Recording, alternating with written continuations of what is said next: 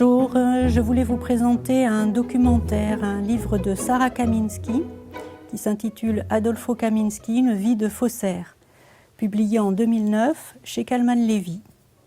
Sarah Kaminski, qui n'est autre que la fille d'Adolfo Kaminski, s'est lancée dans l'aventure d'écrire ce livre pour mieux connaître la vie de son père. Le récit se fait à la première personne puisque c'est une série de questions-réponses, un dialogue entre la fille et son père. Adolfo est né en Argentine de parents juifs russes et la famille arrive en France en 1932 et se retrouve prise dans le tourbillon dévastateur de la Seconde Guerre mondiale. À 17 ans, Adolfo se retrouve enfermé à Drancy. Il arrive à quitter le camp puisqu'il met en avant sa nationalité argentine. Et dès sa sortie, il avait une formation de teinturier et il était passionné par la chimie. Il se met au service de la résistance française et juive en fabriquant des faux papiers d'identité. Il a sauvé des milliers de personnes, de juifs.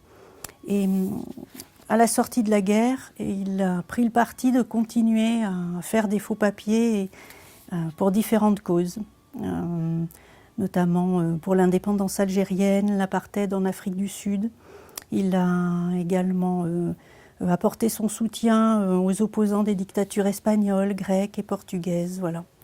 Un fait marquant de ses activités de faussaire, c'est qu'il n'a jamais voulu être un mercenaire, comme il le dit lui-même, et il a fait tout ça entièrement gratuitement. Voilà. Sa vie personnelle est passée au second plan. Il a tout de même eu après-guerre. En 71, il a cessé ses activités de faussaire.